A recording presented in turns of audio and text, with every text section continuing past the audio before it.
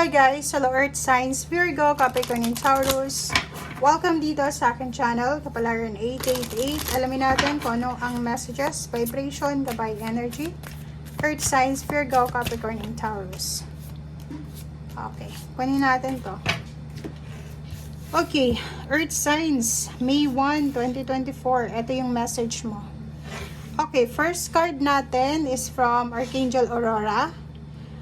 Sinasabi ni Archangel Aurora dito na may magsisimula sa buhay mo, Earth Signs, Virgo, Capricorn, and Taurus, relationship, money, travel, location, mindset, habits, healthy habits, physical activities, or kano pa man.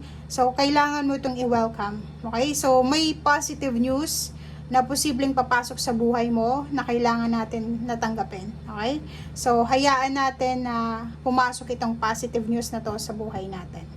And ang message naman sa iyo ni Archangel Sandalphon is kailangan natin na panatilihin yung harmony, balance, kababaan ng loob, yung pagiging humble mo, yung pagiging mabait mo, yung pagiging peaceful mo, harmonious, balanse na isip at puso. And from Archangel Samael naman, ganun din, from Archangel Sandalphon, pareho lang yung sinasabi na if ever man na may mga tao sa paligid natin na tinitrigger yung ating emosyon para magalit tayo, mainis tayo, magmura, magalit, or kung ano pa man, kailangan mong kontrolin ang iyong emosyon. Kontrolin natin yung mga words na lumalabas sa bibig natin, and piliin natin yung harmonious or balance or peaceful na response kahit yung mga taong kausap natin is sobrang nakakainis na. Okay? Kailangan yung action natin is with grace and wisdom. And from Archangel Muriel, sinasabi na trust your intuition and have faith na lahat ng eto na ginagawa mo sa ngayon is para to sa kabutihan mo.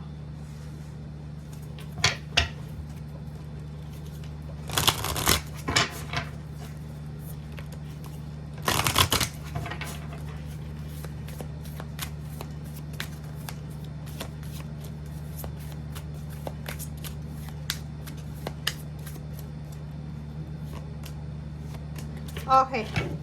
So, yun. Nakikita natin dito, if ever man may tanong ka sa araw na ito, like, ano ba yung tanong mo?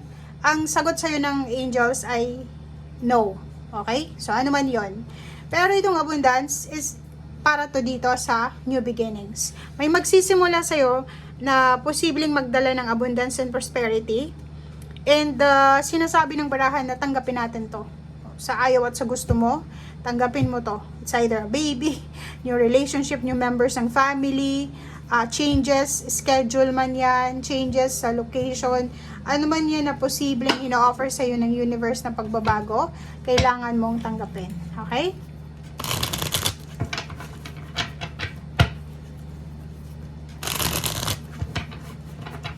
Ang abundance na pwedeng parating sa'yo is pwedeng new relationship, offer ng money, pwedeng victory, success, graduation, celebration, birthday celebration, kasal,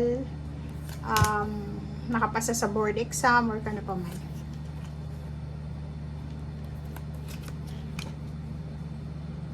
Okay, so nandito yung King and Queen of Swords.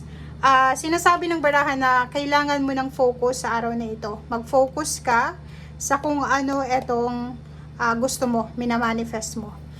Ang King and Queen of Swords na to, sinasabi ng barahan na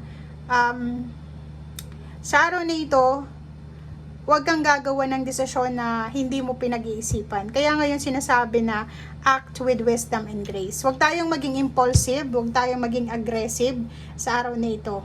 Lalo na kung usaping pera. Okay? Like for example, may gusto kang bilhin, tapos may konti kang pera.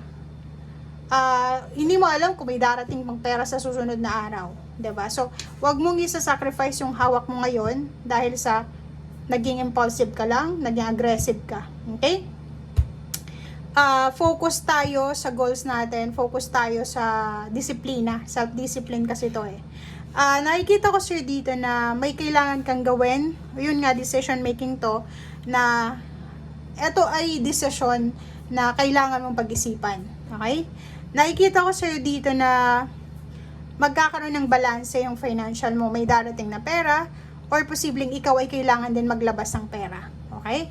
So, posibleng may bala ka na umutang or humingi ng pabor sa isang babae na may pera din.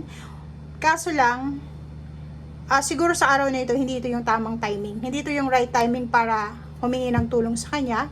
Kasi, pwede kang i-reject ng taong yan. Okay. Ace of Cups. Wow. Nakikita ko sa'yo dito na parating na yung parang sagot, solusyon, answers para maging balance yung financial mo.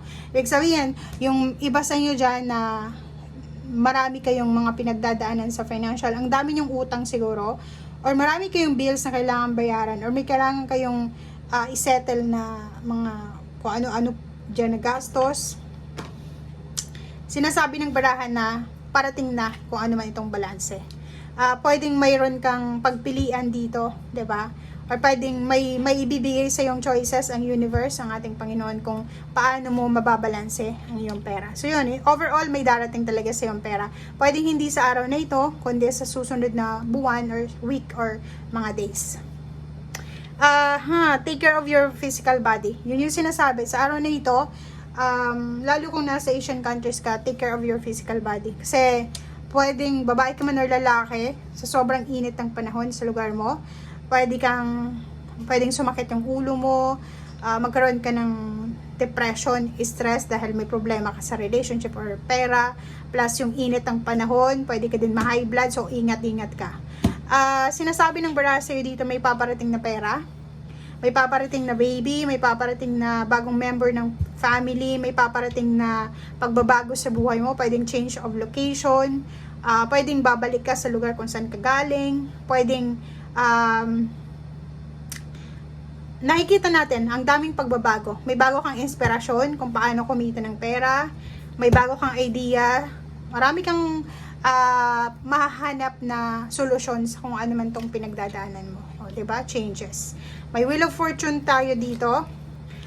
May parating na okasyon, diba? So, pwedeng 10 weeks from now, parang gano'n, isang happy moment or yun, may parating na good health, anak, good news, bagong member ng family, occasion, yun yung parang nakikita natin. Okay? So, yun.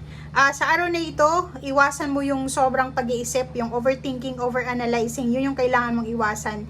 Kasi, yun na nga, mag-relax ka daw. Yan ang sinasabi ng baraha. Okay? Thank you guys. Bye!